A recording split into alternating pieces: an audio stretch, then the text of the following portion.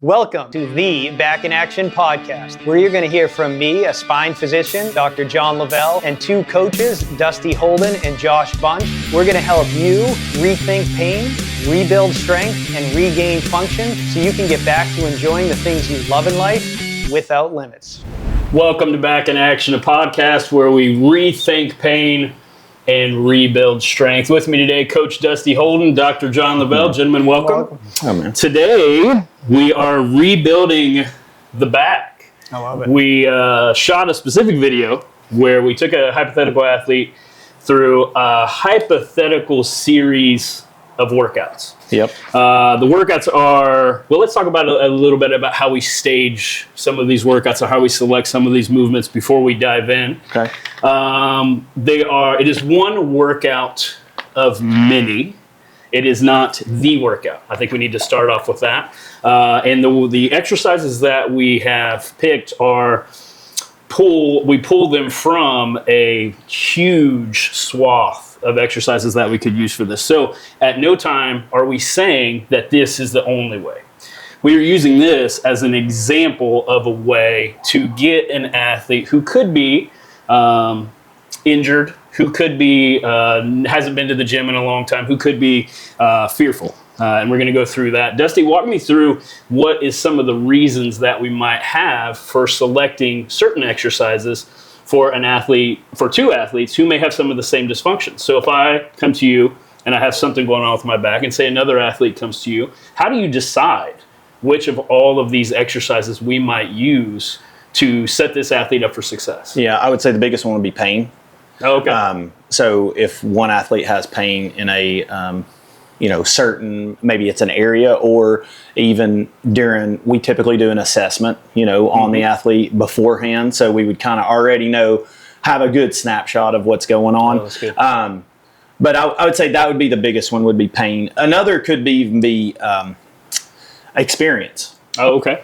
So if it's somebody that's had very, very limited maybe strength training or even just gym experience, then we're going to try to, make it as simplistic as possible, because there's going to be very limited body awareness. So, and the big thing is you want to get them moving, because that we know is what's going to make them ultimately, feel better sooner.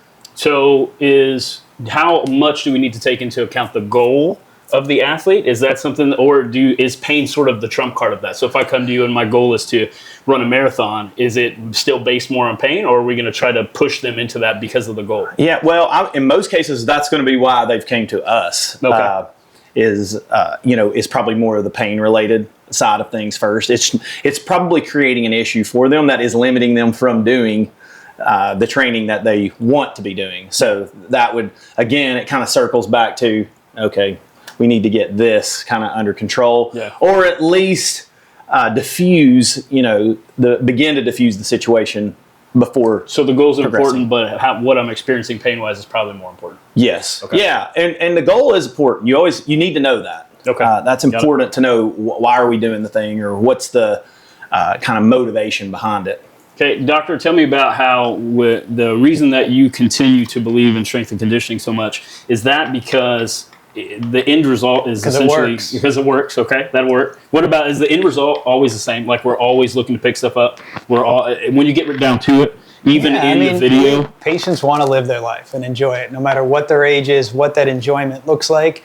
Whether it's a kid wants to play sports or play in the band and carry their instrument, whether it's middle-aged person just wants to, run into work, the day-to-day activities of life, cleaning the house, or the grandma just wants to be able to walk down to the mailbox or get to her kid's game in the bleachers.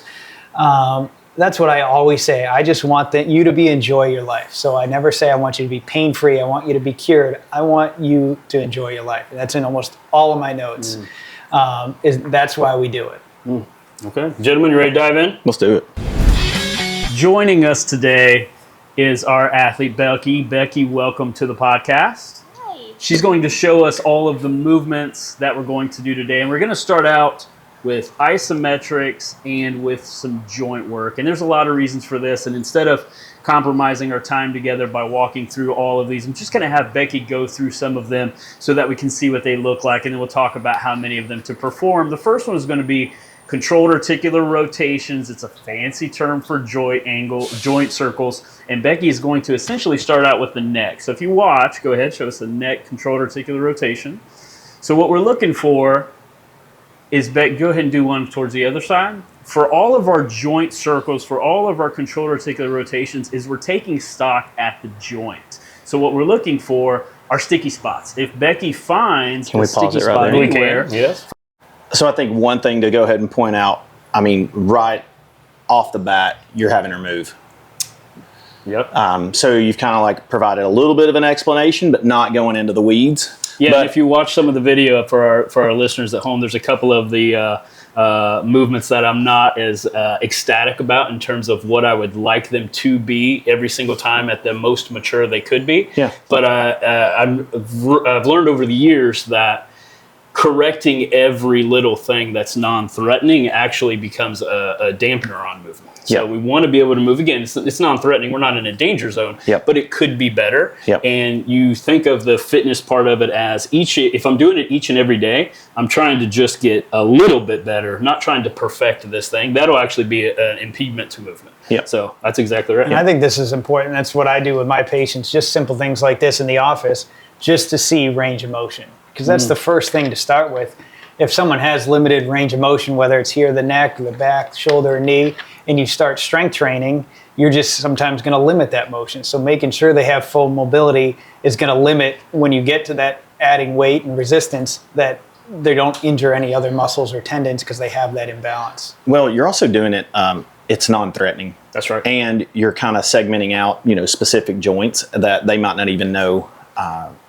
She may be coming to you with back pain, but that's right. Maybe not necessarily has anything in her neck, but now she starts to move and now notices tightness. So I think that's one thing that's really good. And another piece of this, of the controlled articular rotation, is the ability to provide homework. So this is one thing that I want them to take with them. And I want them to do this every day, one time through, to be able to get through this piece. But also when I'm talking about sticky spots, I'm talking about, like you said, if I catch a spot that is weird, make note of it, but then go around it. So it's not some intention to push through an absolute amount of pain. It's to move around it and see if that starts to diminish just by way of movement. First and foremost, maybe that's a measure that I can use later to help improve, that I can show that I'm improving. But also maybe that I didn't hydrate well, that my nutrition was off yesterday, and I may need to take it a little easier today. Show us the next one. So we start with the neck.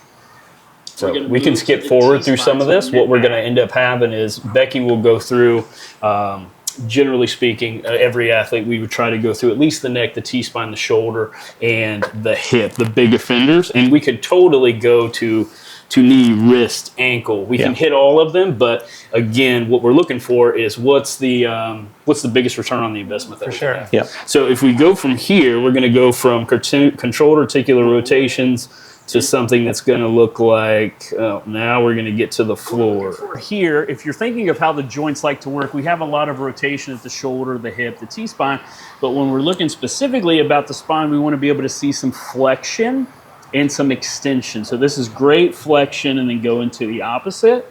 Then we're going to go into extension. Then we're going to go back into flexion. Dusty, tell me about this. So once you're watching Becky, if you had 3 athletes in line, they're probably all going to look different. Now, when you see something like that, are you trying to race the athlete to look the same as everybody else?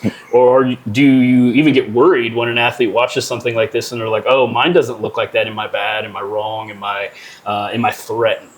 No, I don't get worried. I would say, if anything, I see it as opportunity. So yes, you're right. You could have 3 people, and you're going to see very different ranges of motion, and depending on what they have going on, they may notice some pain, in this position here. But again, I think the biggest key takeaway here is athletes on the ground. It's in a kind of a non-threatening, situation. There's no weight involved. So you're really just kind of getting them to relax and just kind of calm down and move. And then again, when you do that, because it's in a very simplistic, manner, you just notice things that you don't typically notice, So yeah, it's going to look very different, and never ever going to be worried. Just see, here we got opportunity. Is there Doctor, is there a piece of that where you look at, you're saying this is the at least I need this much flexion, or I at least need this much extension? Is something like that come up when you see something like this, or do you not even think in those terms? Oh, 100%. Especially, I mean, you have to have some flexion, you have to have some extension. A lot of times in this instance, it's going to be people have better flexion versus the extension because we're living like this most of the time. Is that a call to maybe not do that? Or is it still okay to go through that? You want to assess that to see where that, asymmetry is in that motion and where you're going to target. Because if their thoracic spine isn't moving well, that's going to very commonly throw off their neck and they're going to have neck discomfort. So if she wasn't able to get, good extension in the neck and she's always like this, that's going to affect the upper part because those neck muscles attach to the upper thoracics. So she's going to have that forward neck positioning. She's going to get tension in the paraspinals in the neck. So 100%, it's important to look at. But I also love that you're assessing this. So let's say she came in with, low back pain, but we're assessing the whole spine. That's right. That's what makes such a difference between some clinicians and trainers versus others is instead of just looking at one area, the body's a unit. It all flows together and you have to assess everything because our muscles attach through multiple different regions of the spine. I like that. I think there's an interesting point that what we're looking for, what I may encourage Becky to do is to think of each joint running down her spine as a little piece of bubble wrap. And she's trying to segment or to pop into those. And what you can look for, and I recommend that you would videotape yourself, can you see each individual piece sort of moving? And then also see where your end range is. So when Becky gets up to here, what does that look like? Now, let's say that she starts to go to extension. Keep going. Go the other way. Stop right there. So if she stopped right here and that was the maximum amount, then she may be missing just a little range of motion. And again, we're not trying to fearmonger. She would just go through this movement and then watch as it gets better. So another cool thing about that is something you could do every day. Yeah. Oh, yeah. Something you can do every day. Yeah. How often would you say that you would have an athlete trying to rebuild their back if they're in pain, do something like this? Would it be an everyday thing? Would it be before every workout? Yes. Is there a better way that you like to do that, or is that something that you find that tends to work for most of us most of the time? Again, the movements that we selected are generally speaking movements that tend to do well for a lot of people, not necessarily everybody. Yeah. That seems to be a cat-cow seems to be one that tends to do well. I think implementing it into a daily routine, you will notice a significant difference. Okay. I think if you can do mobility like that every day, it's crucial. Is there a better time that you find? So I know that our spine hydrates when we're sleeping and when we get up in the morning, we feel a little bit more compressed. Is that something that is that something that we should avoid? Or should we be moving more at that point in time because we're tired? Yeah, I think it could go either way. I think the morning time for most people is a good time because they have a little bit of time before they get going with their day. They're stiff, so it starts to move things. A lot of people too, it's at night. At the end of the day, they also start to stiffen up and tight because they've been active all day or maybe sitting all day. So at the end of the day, they can fit in more. Okay. For me, I just want them to do it. So wherever they can find that time. That's good. Okay, that's good. Go a little bit forward. So now we're going to pick up on something slightly different. Now we have Becky in a supine position. So what Becky's going to do once she's laying down, and again, this is a generalized program, not everything works for everybody, but as a general rule, this is super helpful. What she's going to try to do is engage her midline by bringing her knees towards her face, bringing her face towards her knees. If I have a neck problem, keep your head down. Now from here, I'm just going to hold for 20 seconds, and you should feel the midline engage. A couple things going on here, Dusty. Tell me why it's a good idea to do an isometric hold, meaning no movement. Why would I want to do that if I'm new to working out? Well, really right there, that is a very active position. So for a lot of folks, that is going to be extremely challenging. It's also going to identify very quickly that we have a little bit of core deficiency. That's right. And so I think really, really in a, again, non-threatening way, there is a lot going on. Muscles are very contracted. And, like I say, the moment that you have her, for some, it's going to be just raising the legs. That may even be where you just, okay, that's where we're going to start from. So to scale that down, if it's too hard, if you're watching the video at home, all you have to do is just pull the legs up. Don't even worry about the shoulders. Yeah, and especially like you have her knees, well, right there, she's kind of at 90, but I think she started even with her knees a little bit closer to her chest. that position alone is going to be really challenging. But the moment that you start to bring, she raises her upper back up off the floor.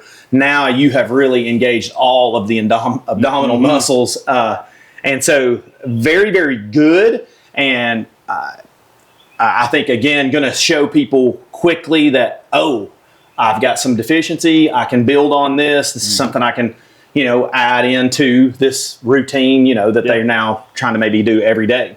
And it's important to find that deficiency because people often are deficient in their ab muscles, and that's so important to protect our spine. We don't think of it a lot because the abs are in front, but why do people like to wear a brace? Because it's tightening everything. So we don't want to just strengthen the back. The abs in front are so important to help stabilize that spine and hold us upright. And then kind of going off of what you said, interestingly, if we even rewound this and we got to see where Becky's extension, she had a good amount of lower back extension, and often is the case, an athlete, and tell me if you found this to be true also, an athlete that has a really good amount of extension tends to mean that they live in a little bit more extension, and then tends to mean that they turn their abs off or don't use them or recruit them as often as possible. This, for somebody like Becky, who's a super athlete, she may even be able to find that, I'm not as aware of that as I should be, and it comes on quick. Just like you said, 20-second hold is not, if you're doing it right, that puts everybody, you start to understand what's going on. For sure. Okay. You should feel most of the back. Let's go ahead and get through this one and see where we go with the next piece. I mean, can't tell you how many times we've mentioned this particular movement in the last 6 months on this podcast. What is so special about a glute bridge hold or a glute bridge in general that we keep bringing it up? Well, it's hinging.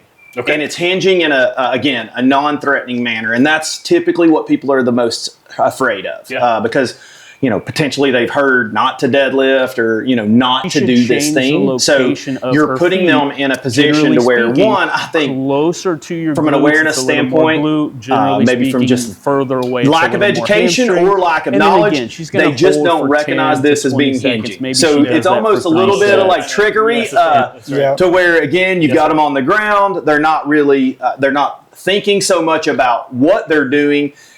And then they don't feel threatened, and then you're like, well, boom, I just got you to hinge, and you didn't think you could do it, and I just showed you that you could. So even what you said, if you look at Becky's position, like you were talking about a hinge, you're also talking about completing the body as if it was one piece. So her shoulder and her knee in this position are in one line. So what you're talking about too is you can see in a very cheap and easy and non-threatening way if she's that sort of human that just moves at the pelvis and breaks and gives and doesn't even understand. And which you can tell right there from Becky that Becky likes extension. That's right. Just based off of like when she goes full on isometric hold, I mean, she's got extension there. This is another one, like I love this position just to kind of check in with the athlete to say, hey, where do you feel this?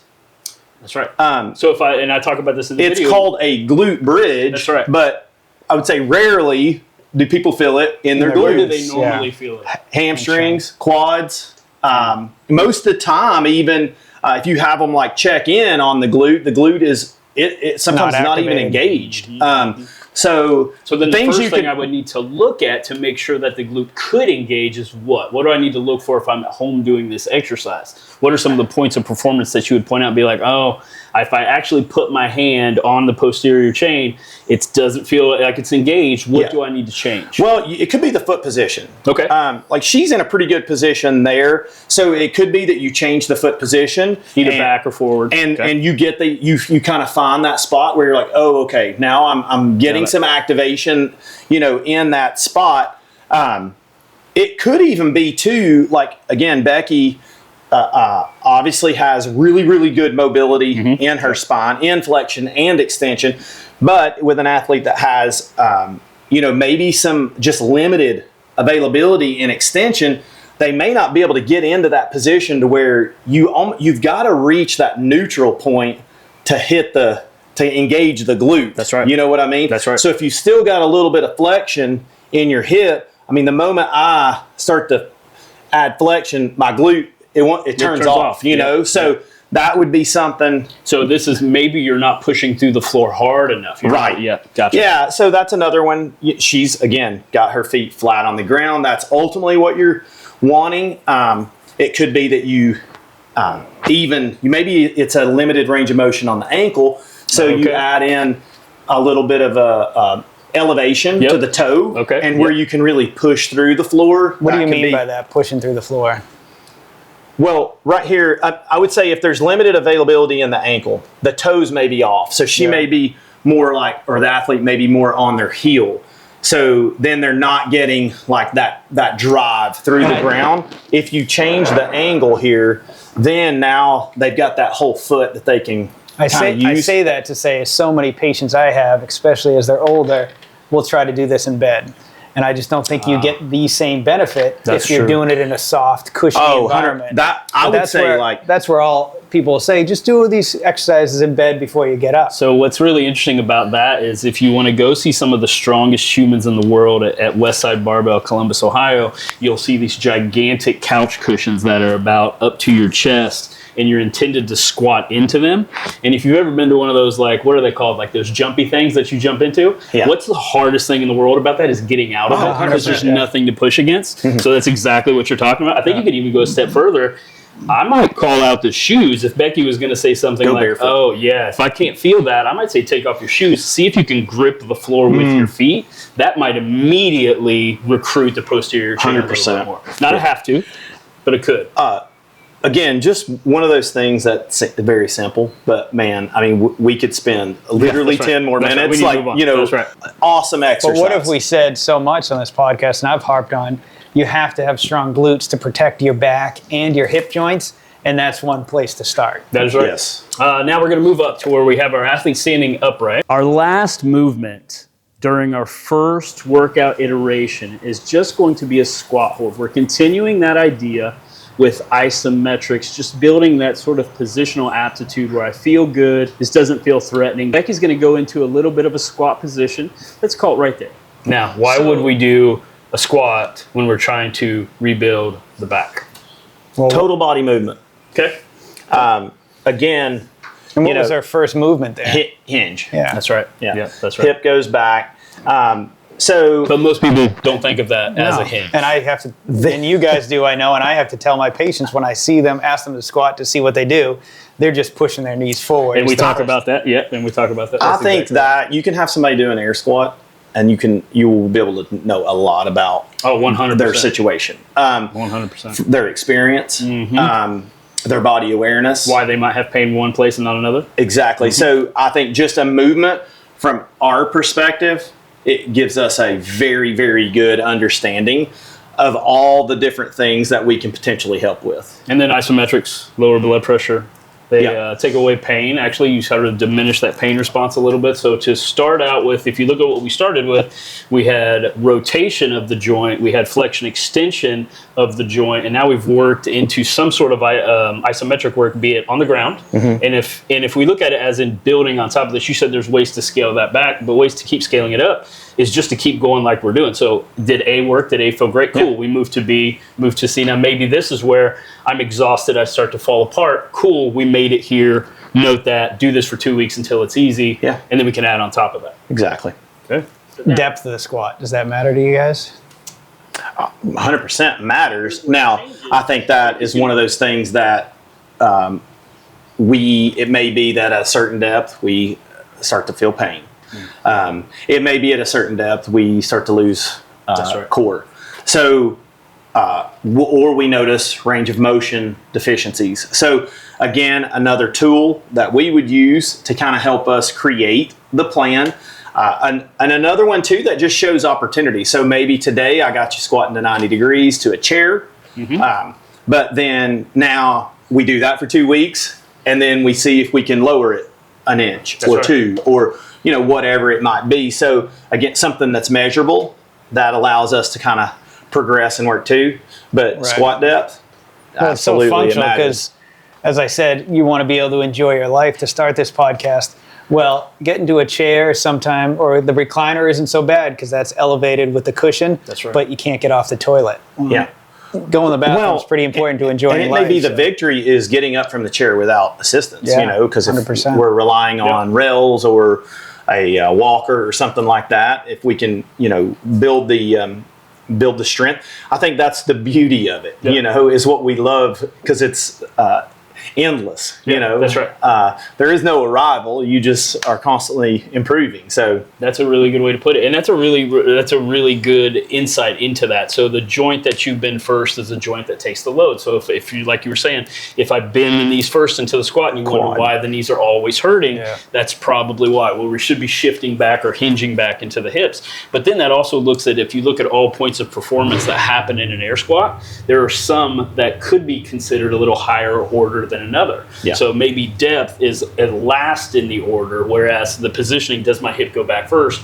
Maybe that's higher up. Maybe we could put them up against a wall and do a wall sit if I couldn't preserve the back angle. If I'm somebody who only hinges Yep. to stay away from my knees, then I would keep them higher until we started to mature that position. Maybe it's an ankle thing, like you said earlier. If it's a mobility problem, do I need to have something like an Olympic shoe on? yeah, Do I need to stand on hill top of the elevation. plate? Yep. Now let's see what we go to next. Go into our concentric bilateral glute bridge. We'll try roughly Okay, 3 so sets of 10. So if you would show Let's talk me- about this. We went through our first movement pattern where we're going to stop at the air squat after we did several things. Now, as we're going back through our second iteration of roughly the same workout, now we're doing concentric movement, meaning we're actually going up and down instead of holding movement. Dusty, how long should I stay doing isometric holds before I go into adding concentric movement? Well, I don't think there's a like certain amount of time that you should say I'm going to end at this point, but I think it would be good, like as a good rule of thumb, 2-3 weeks. Is there like a level of difficulty? Maybe like it felt really easy today. Does Yeah. it need to feel easy for a week? Does it need to feel easy for 2 weeks? Do I need to really feel like I'm almost doing nothing, or do you say, okay, we were successful today, tomorrow we will increase? Yeah, How does that work? I would say, like, if you're pain free and we are now like more or less in a like strength training, kind of trend, then if it's easy today, we're going to increase tomorrow. Okay. Is Is there a measure of how much I increase? For instance, is there a percentage that you look at? Do I look at one movement and say I'll mature this one and keep the rest the same so I don't have excessive feedback? Yeah. Is there any metric to that? Well, I think it's one would be your technique. Is like don't overload it to the point where now we're starting to break down, technically. So Okay, gotcha. preserve the technique and increase the stimulus as much as we can tolerate. The big thing is though, and that's the beauty of like tempo work, is you can make lightweight feel as heavy as you want. So That's right. it could even be that today you're holding a 3 second, but then tomorrow it's a 5 second. Mm-hmm. And we haven't changed the loading there. We just increased the time. Yeah. So there's so many different kind of little variables that you can tweak and move around. But again, like for two things I love about tempo training. One is it slows everything down, so you can clean up technique. That's right. Because you're not moving as fast. The emphasis is not on just how much weight can we move. Mm-hmm. But then in two is just how physically you feel. Like you feel ligaments, tendons, everything just kind of feels a little bit better. So you get all these other kind of benefits that you're not even expecting. Yeah. Doctor, is there anything you've seen so far where you're like, that scares me for X patient? Absolutely not. Okay. So you'd say that as a general rule, we can do that. We're good I to mean, go. there's nothing I see as a patient where I wouldn't want them doing any of this. Okay. So we might be able to jump ahead a little bit, because what's going to happen is we're going to take a lot of the same movements. So what you have Feels Becky good. doing To now, whatever she's depth actually she can doing preserve air a squats. back angle So she's that we'll say moving is to neutral, concentric if you movements. will. So if you note the tempo, Becky has a really good tempo. She sends the hips back just a little. She keeps her big toe planted at the floor, and the first relationship with the floor is really important. And she gives us, again, roughly 5 or 10 reps. When her second workout feels easy, when it feels like I could So- just do it So when we move through that, when we start to mature up to some of these positions, now we're going to start to get to where we might be doing unilateral pieces. dead bug position, So is this that takes the is dead the bug. entire midline being active, whereas this is more of a co-contracted position, which at the appropriate time is fantastic for the back. Go ahead and come up off of the knees. Once that's easy, I can go to a side plank position where it's just my feet. Right there, you offer and just my an easy elbow. way 3 to sets of 20 seconds. kind of on scale each the side. movement. That we were on our Come knees down. to begin. And Yep. then Becky was it's successful. keeping that Yep. same unilateral idea. I'm going to get into How the would glute we, bridge position, lay all the way down. how would we I'm going to go decide if it was single successful? leg, and now I'm going to How would we decide if the side plank was successful? Yeah. I'd say that the athlete could hold it and it doesn't increase the pain. Yeah. That'd be one idea. That they still feel good and they don't feel threatened. Yeah. And no technical That's right. breakdown. Yep, that's exactly right. I think a lot of times you'll see in the side plank is you'll see that people kind of be in a hook position instead of the dip. side position. Yeah. Or actually, what another thing that you'll see that's not related to what we're actually focusing on, it is a nice side benefit is the shoulder. You'll get in a weird shoulder position and you have to adjust that more than often. But then we'll switch. We'll go right from a unilateral, which is focused on maybe one side of the midline, one side of the posterior chain, however you want to look at it, to where we're targeting just the posterior chain single leg. Now, how long are you into a program before you start bringing on unilateral single leg work? A good bit. Yeah. You know, why would that be? Why is it because of the technique thing? Is it because of danger?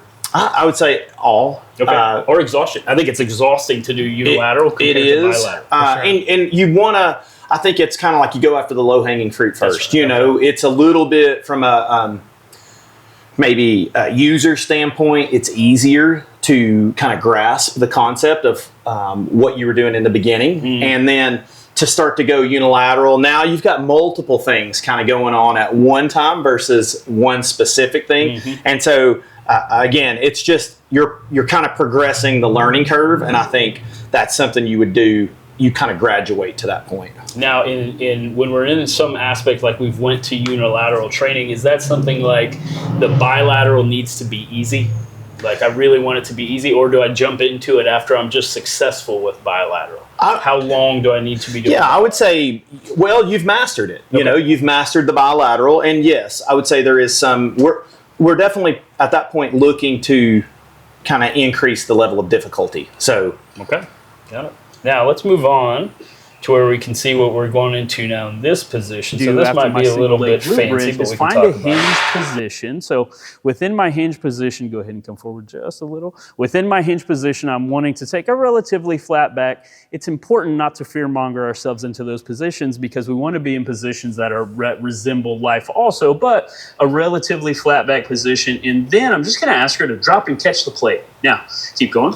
She's going to do roughly 10 of these at a time. And what we're trying to do is recruit musculature that she can't voluntarily recruit, but that is more reflexive in never nature. seen this Now, exercise go ahead and before. relax. That's From awesome. there, she's with going a to med pattern ball what sometimes. it Yeah, looks that's good. like I like that. to move through space in a hinge position. So what we're I'm going to say, one thing that I noticed right here, Becky's starting to sweat.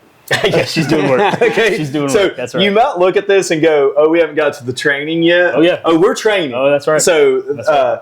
that's a very like key point here. Is you're talking about an experienced athlete who's been in doing this for a long time. Yep. And so to have her like starting to break a sweat, don't discount like the stimulus of what these exercises are going to do Yep. for you. So That's right. and carry I on. also think here, you mentioned that flat back, and people hear that all the time. And some people say, well, you don't need to keep a flat back with, hinging or the deadlift.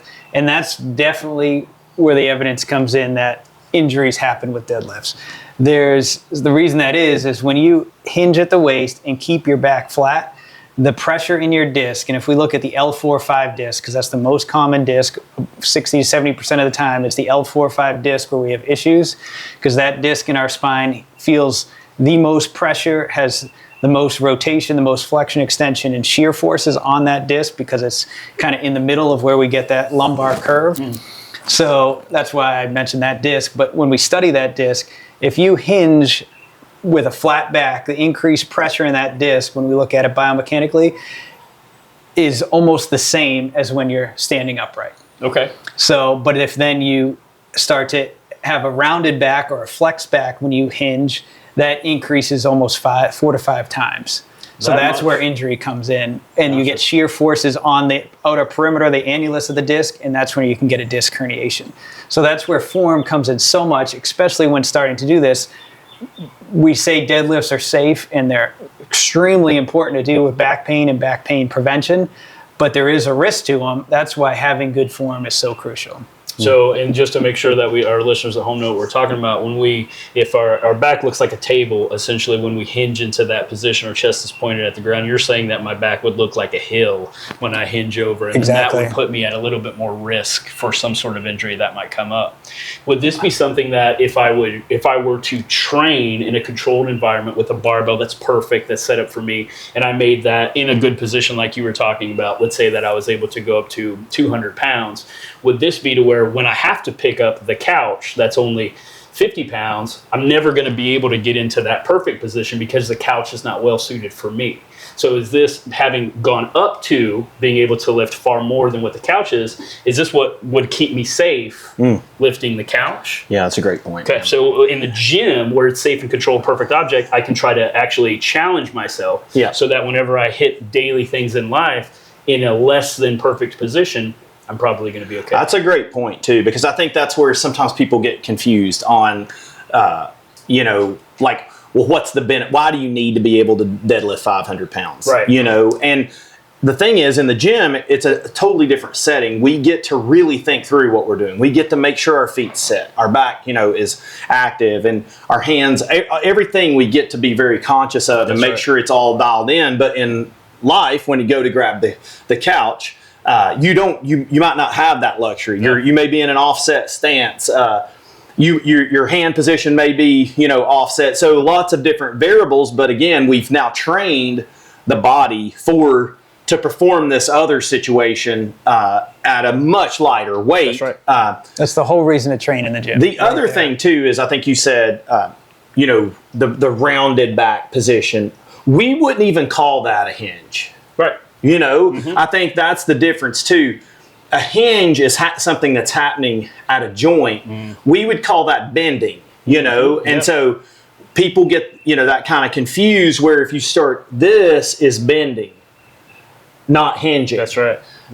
So it's just also understanding, but again, you go back, you've trained it, and I would say, majority of the time, if you've been diligent and you've spent any amount of time really dialing in your technique in a deadlift, when you go to grab the couch, it's just going to naturally be there. It's not something that you have to think about. And that's the point again, is we want to practice and, over and over to where it becomes just muscle memory and something that we naturally do. And that's, again, the point of us progressing to that point, and not you watching this video, driving to the nearest gym and putting 200 pounds on the bar and gripping and ripping. It's interesting that you say progression, because after our reactive drill is essentially a foam roller, we're going to move into where she's going to work through moving it, kind of positive punishment. It's really hard to mess this up. And what we're thinking of where we're forces you down, you can really see how Becky in the beginning, she didn't want to hinge quite as much. What you should now see she from really your has to what you drive should into see it. when you film yourself, I love that. is That's that your hips go back, and that your shoulders, that's or also, your clavicle, you're getting her to engage the go lat. forward. That's right. And that is something what it that should is look like, if challenging, you think of even for experienced athletes. here, I never those even two pointed that never out. get That's any really cool. closer together, because for every inch that I go forward, my hips go back. That's what a hinge looks like. That's what's going to differentiate it from, say, a squat position. And I'll do roughly 10 of these. There's no weight. We're just moving through space. Now that This is alone, exciting. to start out right out of the gate, if we just started with that, could put an athlete, even though there's nothing threatening going on, even though we're not mechanically doing anything, could get an already affected athlete flared up. Oh yeah. If we start out wrong. So this is, again, pointing to why we've got to this spot. Well, I mean, we're almost 20 minutes in, and this is weeks into what a program could look like if I've never picked anything up off of the ground, and speaks to why we don't necessarily start with that, even though the goal, like you said, we want to be able to pick stuff up, but maybe we don't always start there. Yep. So then if we're going to move on sort of to the where we're trying to get to now, what we have. Today we know that often is the case that athletes that are in pain already have a very rigid midline. What we want to be able to do is be tight and active when we need to be, but then be able to be relaxed when we don't need to be like that. So that being in mind, I do want the back to be flat or neutral. And as Becky starts to transition, I'm looking for that hip moving back. Go ahead. what you should see, again, One of the pieces that I really like, and it's really hard to see since we all decided to wear black because that's the appropriate thing to wear, just in case you're curious. We have an angle, and that's how we can, if we're filming ourselves, it may be a different sort of angle based on the morphology of the person, but you will see some sort of triangle that happens about the arm, the hip, and the torso. And then what we're going for here, now Becky decided that she wanted to put weight on it because she's a super athlete, but maybe we have a really light bar, maybe we have dumbbells, maybe we have a really light kettlebell as we start to progress, but now we're working into being able to get to the floor. Yeah. And that's a good progression, her form there. It's just like she was using the foam pad. She's basically doing that same motion. Her hands are along. It's not way out in front of her, which again, as I mentioned, with increased pressure, if that weight's further out in front of you, you're going to get more pressure on that disc. But she's keeping it in tight. That center of gravity is aligned right below her shoulders there. Her arms are staying straight down. Becky, so that she can start in a non-threatening, successful position. And maybe there's a little bit of discomfort. That's not a sign to stop. That's a sign to keep the weight light and keep moving until it feels better. Now, here's how we're going to I think you say something very good there. You said just because you feel pain doesn't mean it's a sign to stop. But a sign to just modify. All you did there was a slight adjustment, and I think that's where people kind of that's a mistake. You know, it's just shut it down, or if all of a sudden you now avoid that thing. The avoidance is the beginning of a very, very like slippery path. So. And that's very simple to do. I mean, not complicated. You didn't need any fancy equipment there. You just took 2 plates. Could be on boxes, it could be on plates, whatever we want to build up to get the barbell higher. Because you could be a 6'5" athlete and just getting down to the ground, the plates are 9.5 inches off of the ground. It may be awkward for you. There's always a way to be able to adjust this for the athlete. And then getting to the not stopping, I've learned so much from you that the pain sensors that we're feeling might the pain is real, but the message they're sending might be something that we need to push through, not necessarily 100%. Stop all the time. And it's like you said, Well, and if you that's start what to so avoid many it, people do. Is that's where deadlift has gotten its fear from. Is they can't do the deadlift from a floor with a barbell and weights on it because it irritates it right now. We'll pull it from a rack or elevate it somehow, or just start with the hinge movement with a PVC pipe, something simple to show you that you can do that movement and start to build upon it. Because if you eliminate that movement altogether, we've talked a lot about how that's just going to wreck your back long term. yeah, changes the life. pick up and hold on this last one, and I'm going to show you another thing. So just to mature this, all of the sudden, we have more progress towards the ground all the way down. One more. And then back down. How we get to the floor is going to differ for each and every athlete. Maybe I spend 2 weeks on a very high surface. Maybe I spend 4 weeks. Maybe I feel like I can go down within just 1 week and I can make progress there.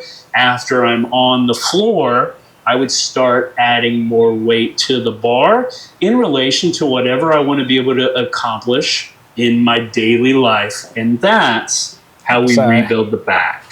And I think we're almost done. I could have let it go. But, That's it. that's where the beginning piece, when we talked about doing mobility every day, if you can, is so important, because if her hamstrings are tight, she can't get to the floor with just bending. So if you don't have good mobility, but then you're trying to put weight on and pull from the floor, you're going to get yourself in trouble. So that's where the mobility piece is so important. So if your deadlift doesn't look perfect, your hamstrings are really tight. One, I think strengthening those hamstrings through the deadlift is going to start to help with your mobility to begin with, but also doing those mobility, flexibility exercises with the muscles is going to make a huge difference, so you can start to progress towards a proper deadlift. Justin, anything to add in? Rebuilding the back? No, I think that it was a great, just very simplistic way in 20-ish minutes to kind of show really anyone, no matter age, experience, background, there is something in this video that you can use that I think you can do today, and it's going to help move the needle, and it also gives you even a progression, of things that you can, once you can do this, step 1, then go to step 2, and ultimately, getting to where you're doing some strength training, and it will have a massive impact on how you feel. Gentlemen, thank you for your time. Yeah, Thank that you. was awesome. That was good. Thank you for watching. Join us for much more where that came from. And when you get a chance, follow us on Instagram and YouTube at Back in Action Podcast.